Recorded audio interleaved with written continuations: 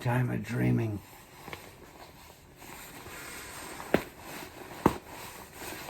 Suddenly I started feeling all bound up. Don't worry. I'm not getting out of it altogether. I just gotta get out of that. In the time of dreaming. You know, last night I dreamed. Doesn't happen so much anymore. And it's an interesting thing.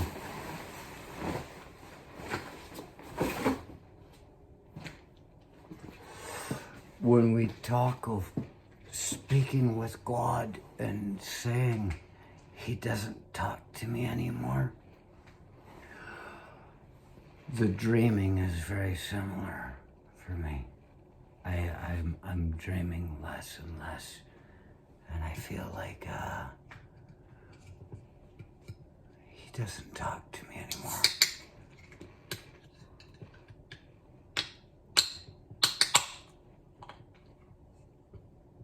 Let me clear my throat.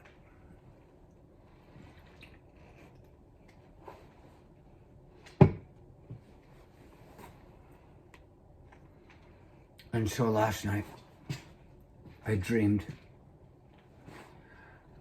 This is about a 2-hour dream. I'm not kidding you. People talk about the difference in lengths of dreams and the way they go. I was overheard talking in my sleep the other night, and it was not enough to comprehend. It could be because it happened so fast, that 30-second thing. However, some dreams last longer. Some dreams are in real time. And I think I dreamed 2 hours last night.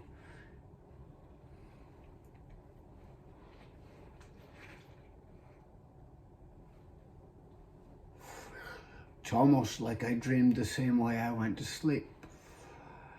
I knew I wasn't going anywhere today. I knew I was not going anywhere today. And so last night I thought I would stay up extra late. It didn't happen so much. It was like, on a schedule.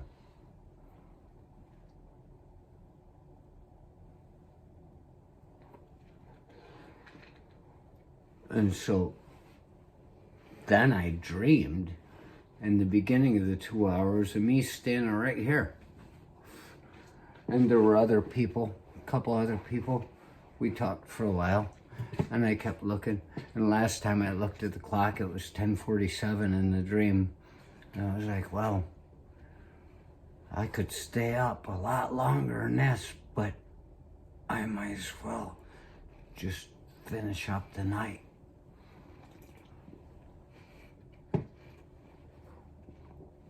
Then it all goes blank, and I wake up, and I'm in a house in a different place. This is all part of the same dream. And there's this guy, and there's a breakfast table, and there's a family with like 6 people around it, and they all have golden skin. And I said, where are you from? And they said, we're from here. And I realized they didn't want me to ask them where they originated from, because otherwise they would have just told me, right? They had this golden skin. They were beautiful people, this whole family, but they all had a look of fear on their faces coming through this golden beauty. And they said, well, what's your name? And the man, the patriarch, he says, it's not really our name. It's a name I took from my maternal side that's been long forgotten. He said, we are Sas. I was sure that said Sas, but I think Sush.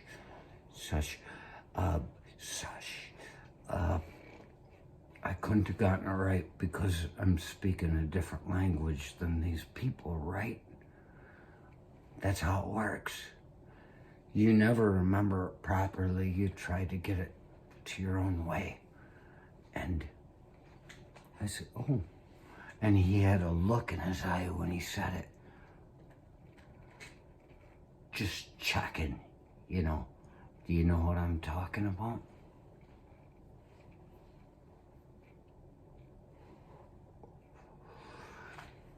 And then a whole string of events occurred. These beautiful people who came from one place that would not be acknowledged. It got later in the day and the doors were closed, and there was one child that tried to escape. It hadn't happened yet. I'd already seen what the children were showing me in the closet. They took me in there. I looked on the wall. They say you can't read in a dream.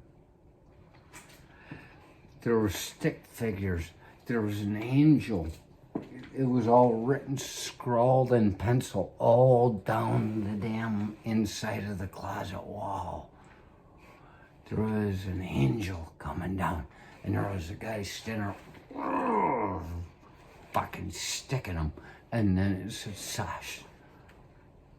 It said that name, and it started talking, can't get out, can't get away, can't get out. Like in the movie The Mouth of Madness, where he says, that kid says to Sam Neill, he won't let me go. He won't let me leave. That's the shit that was written all down the inside of the closet wall in pencil, scrawl. And then there's this kid after that, trying to get out, goes to the front door, and it's just, whoo. He opened it and something just ate him and took him out. And I said, what the fuck was that? And then there's Sash. He's playing this 3-string guitar, and there's another man standing next to him. And the music was just extraordinary. Extraordinary. It was beautiful. And he's playing this 3-string guitar, and he's just looking at me. And that guy is saying, that's not English. It's not Arabic. He was telling all the languages that the feel of the music was not. This was something that was deeper than all of us that this man was playing. And he was dark, and he just kept, and then at one point, a woman was standing there, and he opened the door, and this cloud of things comes flowing through the front door, and just engulfs that woman as she's running down the hall trying to get away. And you can see her disintegrate and sucking it in, and it sucks it back out the door. And it's like, this thing is never ending. This thing is just, it wants us all. And later on in the dream, I'd already seen, before this, later on in the dream, after seeing this shit on the wall, there was something in there that came, and there were angels coming from the sky. And there were real people, not the stick figure drawings I saw.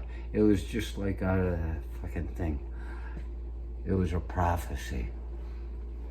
And in reality, people were sticking angels. Kill him. And then, I'm like, I gotta get the fuck out of here. And I was in the kitchen nook again, and there was a glass window. I was looking everywhere for doors. I started looking everywhere for doors. And there was this glass. And I started beating. Oh, I'd already beaten Sash in the head with something that should have been very hard, but it was just like spongy when I hit him. And he looked at me and he said, "You can't kill me. Worst you can give me is a concussion and I'll heal." I was like, oh. So here I'm in the kitchen busting out this window trying to get out of there.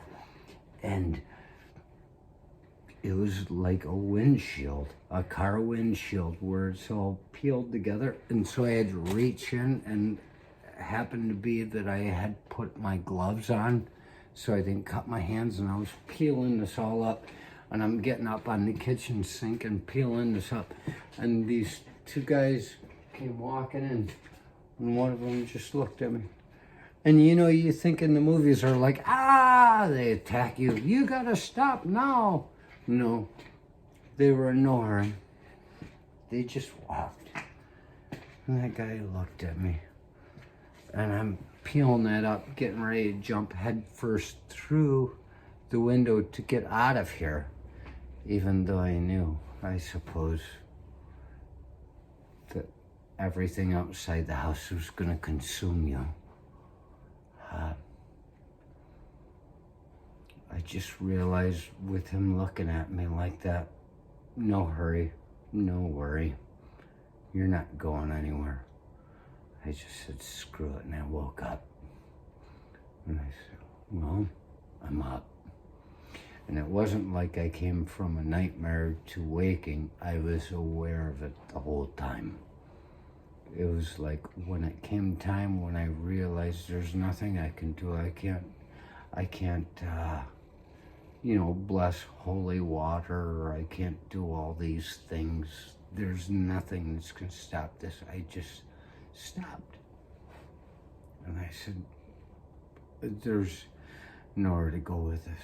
And I woke up.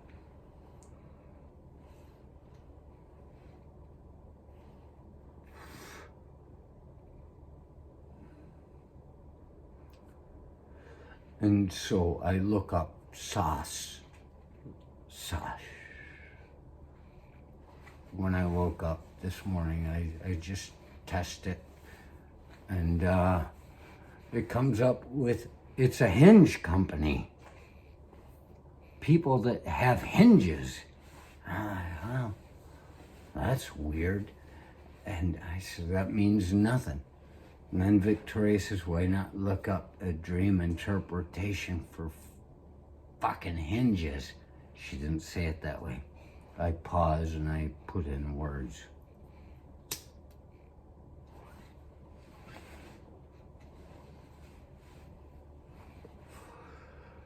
As it turns out, if you dream of a hinge, which I didn't, but this is how we get to the answers. We fucking make the connections. If there's a Hinge company in your dream that you've never heard of, then it's all collective, unconscious, subconscious, it's collective. We're sharing information. There it is. And so I thought, what it comes out to is that in dream interpretation, as she suggested I look at it, which I don't always buy into, but it's just like, that's a bit odd today. It says that a hinge is representative of an axis, and the axis is of the earth. Everything is trying to pull apart. We're dreaming of the hinge right now.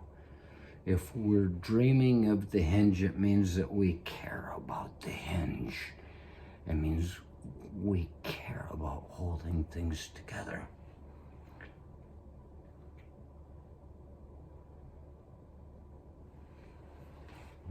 Long drawn out story. What else would you expect? How about we just try to hold it all together.